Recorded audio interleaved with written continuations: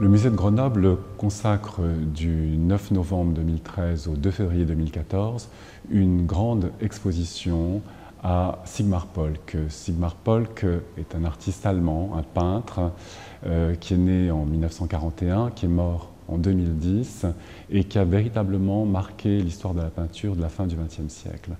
Il fait partie de ces Allemands qui sont passés de l'Est à l'Ouest, lui au milieu des années 50, et qui a été formé à la Kunstakademie de Düsseldorf dans un contexte extrêmement stimulant. C'est là qu'il a rencontré Gerhard Richter, Joseph Beuys, un certain nombre d'autres artistes marquants de la fin du XXe siècle. Et il va développer, notamment avec Richter et Konrad Loeg, une sorte de mouvement qui s'appelle le réalisme capitaliste et qui est en fait une sorte de démarquage du pop art américain et en même temps une sorte de réponse ironique aussi au réalisme socialiste.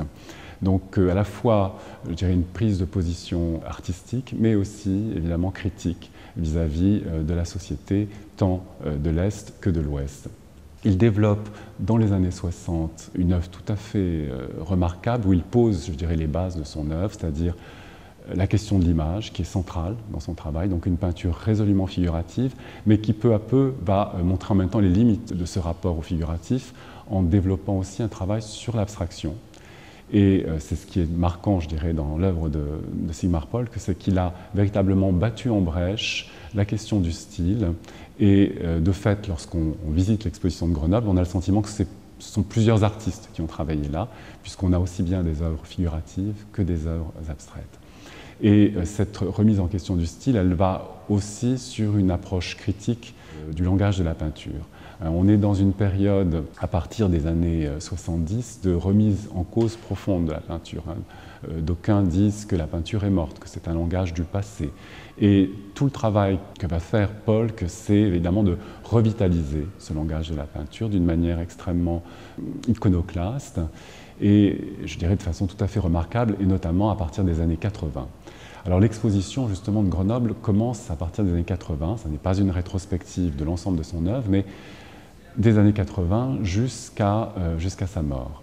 Et de fait, le début des années 80 marque un tournant dans son œuvre qui est marqué de manière très concrète par le changement de format. Tout à coup, on a des formats beaucoup plus importants que les formats des années 60 et 70. Toujours avec les mêmes préoccupations autour de la photographie, autour de l'image, autour de la question de la figuration, mais renforcée, je dirais, enrichie par un rapport à la couleur complètement renouvelé. Et on va très vite accoler au nom de Polke le nom d'alchimiste, parce que, évidemment, la façon dont Polke travaille la couleur est tout à fait extraordinaire et il invente de nouvelles couleurs. Ce travail-là sur la couleur, sur l'image, sur le support aussi, avec l'emploi de toutes sortes de supports, que ce soit des tissus imprimés, des couvertures, va lui permettre aussi de réactiver la question du support. Le support n'est plus une sorte d'écran neutre sur lequel s'inscrit la peinture, mais quelque chose qui a aussi du sens et qui interfère avec l'image de la peinture ou avec les couleurs de la peinture. C'est cet ensemble assez complexe qui à la fois parle d'image, de couleurs, de support, que Polke développe à partir de ces années 80 d'une façon tout à fait magistrale. Et l'exposition, à travers 70 tableaux, une cinquantaine d'œuvres sur papier, montre ce parcours exceptionnel des années 80, 90 jusqu'aux années 2000. Alors, il y a une très grande variété de thèmes qui sont abordés dans l'exposition, le portrait, la nature morte, la peinture d'histoire. Et ces références sont toujours, je dirais, prises de manière contradictoire chez Polke, c'est-à-dire que chez lui, il y a vraiment le désir de montrer qu'une vérité n'est jamais unique et qu'elle s'accompagne toujours d'une contre-vérité.